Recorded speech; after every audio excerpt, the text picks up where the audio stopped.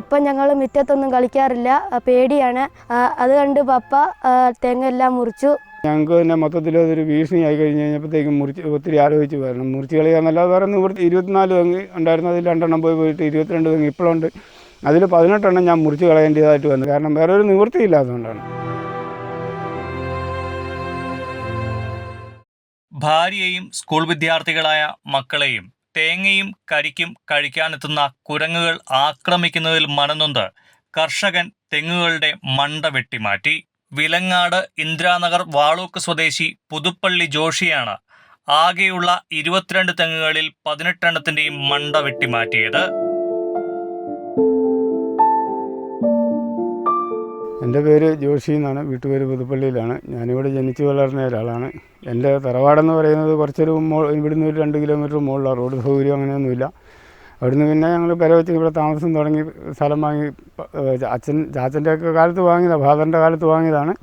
അതിനുശേഷം ഇവിടെ പെര വെച്ച് താമസം തുടങ്ങി. താമസിച്ച് നമ്മൾ കൃഷിയെല്ലാം തുടങ്ങി. ഫാദർ നേരത്തെ മരിച്ചിട്ട് കുറേയായി. അതിനുശേഷം ഇപ്പം ഇവിടെ താമസം തുടങ്ങിയതിന് ശേഷം ഇതുവരെയും തെങ്ങ് നമ്മൾ കുരങ്ങ് ശല്യം ഇപ്പോൾ ഒരു 4-5 വർഷമായതേ ഉള്ളൂ അതിരൂക്ഷമായിട്ട് തുടങ്ങിയിട്ട്. അതുവരെ നമുക്ക് ഇവിടുന്ന് ചിലവിനുള്ളതും മറ്റു രീതിയിലൊക്കെ ഉള്ള ഒരു ഇതൊക്കെ ഇവിടുന്ന് കിട്ടുമായിരുന്നു. തേങ്ങയും കിട്ടുമായിരുന്നു, വിൽക്കാനുള്ള തേങ്ങയും കിട്ടുമായിരുന്നു. കുരങ്ങ് ശല്യം ഒരു 3-4 വർഷമായി വളരെ അതിരൂക്ഷമായിട്ട് തുടങ്ങിക്കഴിഞ്ഞതിന് ശേഷം ഇപ്പം ഒരു തേങ്ങ പോലും നമുക്ക് കിട്ടുന്നില്ലാത്തൊരു സാഹചര്യമാണ് ഇപ്പം മൊത്തത്തിലുള്ളത്. തേങ്ങ കിട്ടുന്നില്ല. അതുതന്നെയല്ല, ഇവരുടെ ഈ ശല്യം കൊണ്ട് വീട്ടിലിരിക്കുന്ന സാധനങ്ങളൊക്കെ നമ്മളെവിടെയെങ്കിലും വെച്ചിട്ടുണ്ടെങ്കിൽ അതൊക്കെ പെറുക്കിക്കൊണ്ട് പോകുന്നു. വേസ്റ്റ് വരെ ശരിക്കും വലിച്ചു വാരി അതിലെല്ലാം നിരത്താൻ തുടങ്ങി. പിന്നെ അങ്ങനെ തെങ്ങിൻ്റെ മുകളിലിരിക്കുന്ന മുറ്റത്തോട്ട് തേങ്ങ പിള്ളേരിറങ്ങി നടന്നു കഴിയുമ്പോഴത്തേക്ക് എന്താണെന്ന് ചോദിച്ചു കഴിഞ്ഞാൽ നമ്മളറിയാലോ. നമ്മൾ പണിക്ക് രാവിലെ പോയി കഴിഞ്ഞ് കഴിഞ്ഞാൽ വൈകുന്നേരം എത്തുക. അതിനുശേഷം കുട്ടികൾ തന്നെയുള്ള സമയങ്ങളിൽ അവരിറങ്ങിക്കഴിഞ്ഞ് കഴിഞ്ഞാൽ അറിയാലോ, തെങ്ങിൻ്റെ മുകളിൽ നിന്ന് തേങ്ങ എന്തെങ്കിലും താഴോട്ട് വീഴുമ്പോഴാണ് നമ്മൾ ഇതിൻ്റെ മുകളിൽ കുരങ്ങുണ്ടെന്നുള്ളത് അറിയുന്നത്. കാരണം ഇത് വരുന്നതും പോകുന്നതൊന്നും ആർക്കും അറിയാലോ, നേരിട്ട് കണ്ടില്ലെങ്കിൽ. അങ്ങനെ ഇതിൻ്റെ വലിയൊരു ശല്യമായി കഴിഞ്ഞപ്പോഴത്തേക്കും അത് കുട്ടികൾക്കൊക്കെ വലിയൊരു ഭീഷണിയായി. ഞങ്ങൾക്ക് തന്നെ മൊത്തത്തിൽ അതൊരു ഭീഷണിയായി കഴിഞ്ഞ് കഴിഞ്ഞപ്പോഴത്തേക്കും ഒത്തിരി ആലോചിച്ച് വരണം. മുറിച്ച് കളിയാന്നല്ലാതെ വേറെ നിവൃത്തിയില്ല. കാരണം ഇതിന് ഒരു വംശനാശമൊന്നും വരുന്നൊരു സാധനം അല്ലാത്തതുകൊണ്ട് നമ്മൾ പിന്നെ വേറൊരു രീതിയിൽ നമുക്ക് പ്രതികരിക്കാനാവുമല്ലോ. കാരണം അങ്ങനെ ഇതിപ്പോൾ തെങ്ങ് 24 തെങ്ങ് ഉണ്ടായിരുന്നു, അതിൽ 2 പോയിട്ട് 22 തെങ്ങ് ഇപ്പോഴുണ്ട്. അതിൽ 18 ഞാൻ മുറിച്ച് കളയേണ്ടതായിട്ട് വന്നു. കാരണം എന്താണെന്ന് വെച്ച് കഴിഞ്ഞാൽ 2 ഇവിടെ നിർത്തിയിട്ടുണ്ട്, ഒരു ഇതിന് വേണ്ടിയിട്ട് മാത്രം. അല്ലാണ്ട് അത് ഉപയോഗം കിട്ടുമായിട്ടോ അതിൽ നമുക്ക് അതിൻ്റെ അകത്ത് വരുമാനം കിട്ടുമായിട്ടോ അല്ല. കാരണം വേറൊരു നിവൃത്തിയില്ലാത്തതുകൊണ്ടാണ്.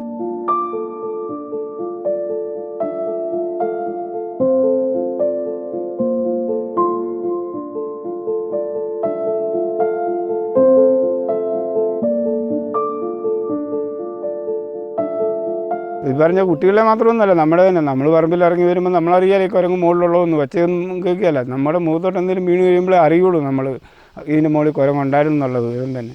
കുട്ടികളെ ആക്രമിക്കുന്നത് പറഞ്ഞു കഴിഞ്ഞാൽ ഇതിപ്പോൾ തെങ്ങിൻ്റെ മുകളിൽ നിന്ന് ഇങ്ങനെ കരിക്ക് വലിച്ച് കുടിച്ചുകൊണ്ടിരിക്കുകയാണ്. അത് ഏതാണ്ട് അവർക്കറിയാം. കാരണം നല്ല കരിക്കൊക്കെ നേരത്തെ തീർന്നിട്ടുണ്ടാവും. അപ്പോൾ ഇതിങ്ങനെ പിടിച്ചുകൊണ്ടിരിക്കുന്ന സമയത്ത് ആരെങ്കിലും നടന്നു പോകുന്നുണ്ട്, അതിന് മുമ്പോട്ട് ഒരൊറ്റ ഏറാണ് എറിയുക. അത് നമ്മുടെ തലയിൽ വീണിട്ടുണ്ടെങ്കിൽ ചിലപ്പോൾ തലയിലായിരിക്കാം, അല്ലെങ്കിൽ ചിലപ്പം അത് നമ്മുടെ സമയം പോണക്കിരിക്കും, നമ്മൾ ഒഴിവായി പോകുന്നത്. ഇവിടുന്ന് തന്നെ ഇപ്പോൾ ഒരു 5-6 ആൾക്കാർ പറഞ്ഞു, ജോഷി നിൻ്റെ പെരയുടെ മുറ്റത്തിൻ്റെ അവിടെ നിൽക്കുന്ന തെങ്ങേന്ന് ഞങ്ങൾക്ക് വണ്ടി ഓടിച്ച് പോകുമ്പോൾ വളരെ ബുദ്ധിമുട്ടാണല്ലോ.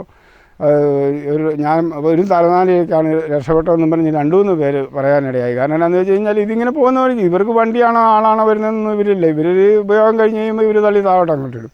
അവർ ഇരിക്കുന്ന ഇരിപ്പിൽ താഴോട്ടിടും. അത് നമ്മുടെ ഭാഗ്യം പോണക്കാണ് ആൾക്കാർ രക്ഷപ്പെട്ട് പോയിക്കൊണ്ടിരിക്കുന്നത്. അത് ഇവിടെ മാത്രമല്ല, ഇങ്ങനെ റോഡ് സൈഡിൽ പല സ്ഥലങ്ങളിലും ഇങ്ങനെ ഇതിൻ്റെ ഒരു ബുദ്ധിമുട്ടുണ്ട്, ഈ തേങ്ങ വീഴുന്ന ബുദ്ധിമുട്ട്. ഞങ്ങളിതിന് മുമ്പ് ഒരു 4-5 വർഷം മുമ്പ് ഈ ഫോറസ്റ്റ് ഡിപ്പാർട്ട്മെൻറ്റിൽ ഇത് കുരങ്ങ് കളയുന്നത് ഇങ്ങനെ എണ്ണവും അവർ കൊടുക്കുകയാണെങ്കിൽ പൈസ തരാമെന്ന് പറഞ്ഞ് അങ്ങനെ അപേക്ഷ എഴുതി കഴിഞ്ഞപ്പോൾ ഒരു പ്രാവശ്യം ഒരു 4000 രൂപ സംതിങ് കിട്ടി. അതിനുശേഷം പിന്നീട് അത് അയച്ചിട്ട് അതിന് റിപ്ലൈ ഒന്നുമില്ല. പിന്നെ അങ്ങനെ ഇവിടെ മൊത്തത്തിലൊരു എന്നോട് ഒരാൾ പറഞ്ഞ് 3 പ്രാവശ്യം കിട്ടി പൈസ എന്ന് പറഞ്ഞിട്ടുണ്ട്. അതിന് മുകളിലോട്ട് ആർക്കും കിട്ടിയില്ല. പിന്നെ അത് ക്യാൻസലായോ അങ്ങനെ ഒരു സംഭവമില്ല. പിന്നെ അതിന് റിപ്ലൈ ഇല്ല നമ്മൾ അയച്ചു കഴിഞ്ഞ് കഴിഞ്ഞാൽ.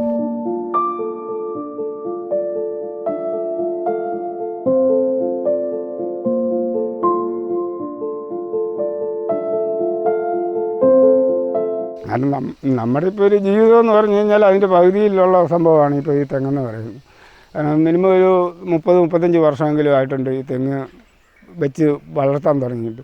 വരുമാനം എന്ന് പറയുന്നത് തെങ്ങിൻ്റെ ശരിക്കും പറഞ്ഞു കഴിഞ്ഞാൽ ഈ തെങ്ങ് ഇപ്പോൾ ഒരു പകുതി വളർച്ച പോലും ആയ തെങ്ങല്ല. ഏറ്റവും കൂടുതൽ വരുമാനം കിട്ടുന്ന ഒരു സമയമാണ് ഈ തെങ്ങിൽ നിന്ന്.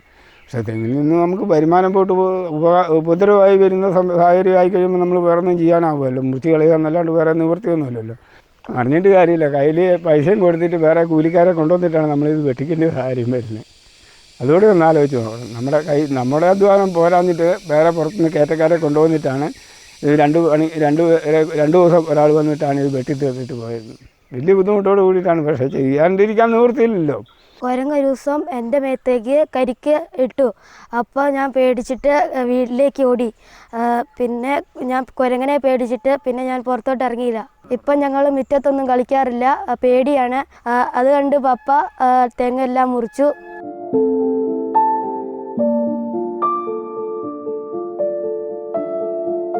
കുരങ്ങ് ശല്യം ഇപ്പോൾ ചക്ക, മാങ്ങ എന്ന് പറഞ്ഞു കഴിഞ്ഞാൽ ഉണ്ണിമാങ്ങ തൊട്ടിട്ട് ഇവർ വെറുതെ ഇത് തിന്നിയല്ലേ, പുളി കാരണം തിന്നിയല്ല, പക്ഷേ വന്നു അത് പറിച്ച് കടിച്ചു താഴോട്ട് ഇടുന്നു. അങ്ങനെ ഇവിടെ ശരിക്കും പറഞ്ഞു കഴിഞ്ഞാൽ ഇവിടെ ഒരു മാവ് പാട്ടം കൊടുക്കാമെന്ന് വെച്ച് കഴിഞ്ഞാൽ ഒരാളെ എടുക്കാൻ താല്പര്യപ്പെടുകയില്ല. കാരണം അതുപോണക്ക് നിറഞ്ഞ് മാങ്ങ നിൽക്കുവാണെങ്കിൽ അന്നേരം ഒരാഴ്ചക്കുള്ളിൽ അവർക്ക് അല്ലെ 2 ദിവസത്തിനുള്ളിൽ അവർക്ക് പറിക്കാമെന്നുണ്ടെങ്കിൽ മാത്രമേ നമുക്കൊരു പൈസ തന്നിട്ട് അവരെടുക്കുകയുള്ളൂ.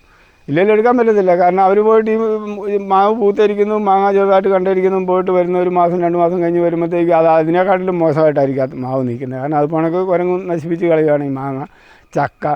അതായത് നമ്മൾ ഉപയോഗിക്കുന്നത് പേരയ്ക്ക അല്ലെങ്കിൽ അങ്ങനെയുള്ള ഈ സാധനങ്ങൾ ഒരു സാധനവും നമുക്ക് കിട്ടിയാല.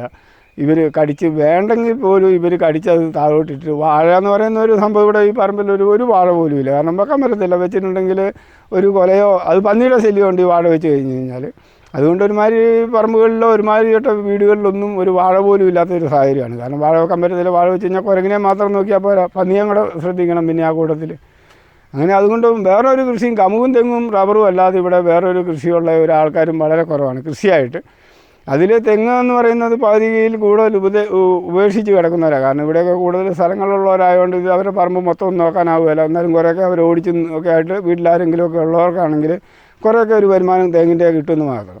പിന്നെ അടയ്ക്കയുടെ മാത്രം നമ്മൾ ആശ്രയിക്കുന്നു പറഞ്ഞാൽ ഒരു 75% ഇത് കിട്ടും. കാരണം ഒരു കൊലയൊക്കെ മൊത്തത്തിൽ അവർ പറിച്ചാലും 2-3 എണ്ണം കൈ പിടിച്ചുകൊണ്ട് പോയി കഴിഞ്ഞ് കഴിഞ്ഞാലും നമുക്കൊരു 75% കിട്ടുന്നതിൻ്റെ പേരിലാണ് എല്ലാവരും കമുക് കൃഷിയിലേക്ക് കൂടുതലായിട്ട് ഇപ്പം ഇവിടെയുള്ളൊരു കമുക് കൃഷിയിലേക്ക് ആയിട്ടിരിക്കുക. തെങ്ങെന്ന് പറയുന്നൊരു ഒരു കൃഷിയോ അല്ലെങ്കിൽ അതിനൊരു പണിയോ എടുക്കുന്നില്ല ആരും. അങ്ങനെ ഈ ഒരു ഏരിയ വെലങ്ങാട്, വാളുക് അല്ലെങ്കിൽ വയനാട്, പാലൂർ എന്നൊക്കെ പറയുന്ന ഒരു വലിയൊരു ഏരിയയിൽ തന്നെ ഇത് ഏറ്റവും കൂടുതൽ കുരങ്ങ് ഭീഷണിയാണ്. അത് കഴിഞ്ഞിട്ടേ ഉള്ളൂ പന്നി എന്ന് പറഞ്ഞു കഴിഞ്ഞാൽ. ഇപ്പോൾ തേങ്ങാനെ താഴെ വീണാലേ പന്നി പൊതിക്കുള്ളൂ. ഗവൺമെൻറ്റിൻ്റെ ഭാഗത്തു നിന്നുള്ള ഒരു സഹായം നോക്കിയിട്ട് നമുക്ക് ജീവിക്കാനാവില്ലാത്തതുകൊണ്ട് ഞാനിത് ഇങ്ങനെ ചെയ്യേണ്ടി വന്നു എന്നുള്ളതാണ് എനിക്കിപ്പോൾ പറയാനുള്ളത്.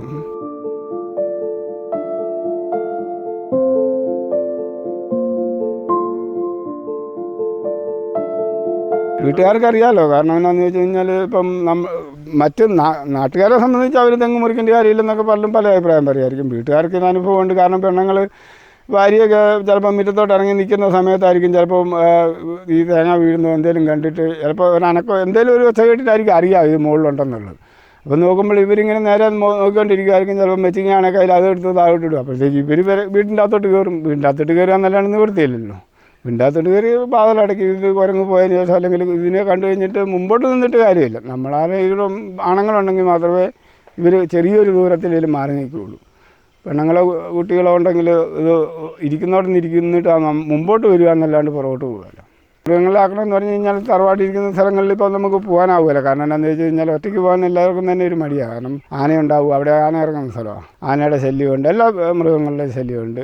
കടുവയും പുലി അങ്ങനെ സ്വാഭാവികമായിട്ട് ഇവിടെ അങ്ങനെ വരവില്ല. ഇപ്പോഴും യാദൃശ്യമായിട്ട് കഴിഞ്ഞ വർഷമായിട്ട് ഒരു പ്രാവശ്യം വന്നു. ഇപ്പോഴാണെങ്കിലും വരുമാനം എന്ന് പറഞ്ഞു കഴിഞ്ഞാൽ ചിലവും കഴിഞ്ഞ് വിറ്റിട്ട് നമുക്കതൊരു ഞാനങ്ങനെ തന്നെ ആയിരുന്നു. കാരണം കുറേ തേങ്ങ കിട്ടും, കുറേ അടയ്ക്ക കിട്ടും. അങ്ങനെയാണല്ലോ ഒരു കുടുംബത്തിലും പല വരുമാനങ്ങളാണല്ലോ പറമ്പിൽ നിന്ന് ഉദ്ദേശിക്കുന്നത്. ഇതിപ്പം ഇവിടെ ഒന്നും ഇല്ലാത്ത സ്ഥിതിയാണ്. മുകളിലാണ് കമുക് വല്ലാണ്ട് പോയിക്കൊണ്ടിരിക്കുക. കമുകിന് അങ്ങനെ ഒരു ഉണ്ട് ഈ ഒരു വ്യാധി പോണക്കത്തെ ഒരു പഴുത്തു പോകുന്ന ഒരു ഇതുണ്ട്. അങ്ങനെ കമുകെല്ലാം അങ്ങനെ നഷ്ടപ്പെട്ടുകൊണ്ടിരിക്കുകയാണ്. അപ്പോൾ കൃഷിയും മോശമായിക്കൊണ്ടിരിക്കുകയാണ്. അതിൻ്റെ അടുത്ത് വിളവും കൂടെ ഇതായിട്ട് പോയിക്കൊണ്ടിരിക്കുമ്പോൾ പിന്നെ നമുക്ക് പിടിച്ചു നിൽക്കാനാകുന്നില്ല. പിന്നെ ഇപ്പം നമ്മളിപ്പം കൂലിപ്പണി എടുത്തിട്ട് ജീവിക്കുന്നു.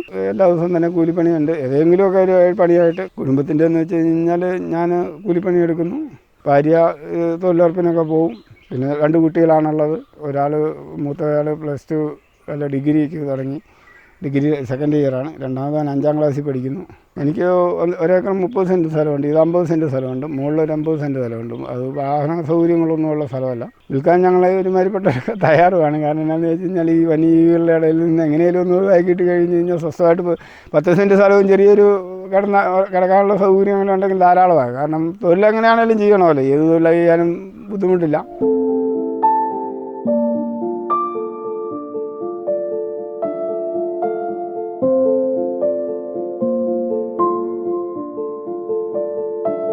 ഈ 25 വർഷമല്ല, അതിന് മുമ്പ് തന്നെ ഇതിവിടെ കുടിയേറി പാർത്ത അതാണ്.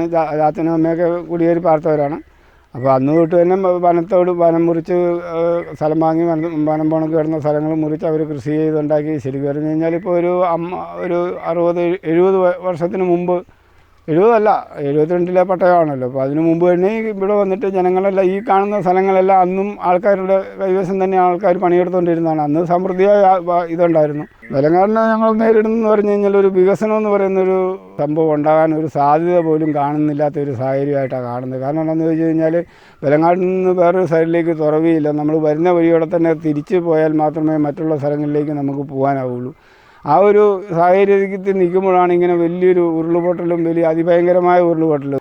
അതോട് കൂടിയിട്ട് വെലങ്ങാടിനെ സംബന്ധിച്ചെന്ന് പറഞ്ഞു കഴിഞ്ഞാൽ ഒരു ആൾക്കാർക്ക് കേൾക്കുമ്പോൾ ഒരു ഭയം മാതിരി ആയിപ്പോയി. ഒരു വികസനത്തെ പറ്റി പ്രതീക്ഷിക്കുന്നില്ല. ഒരു വികസനം എന്ന് പറയുന്നത് ഏതെങ്കിലും ഒരു റോഡ് തുറക്കണം.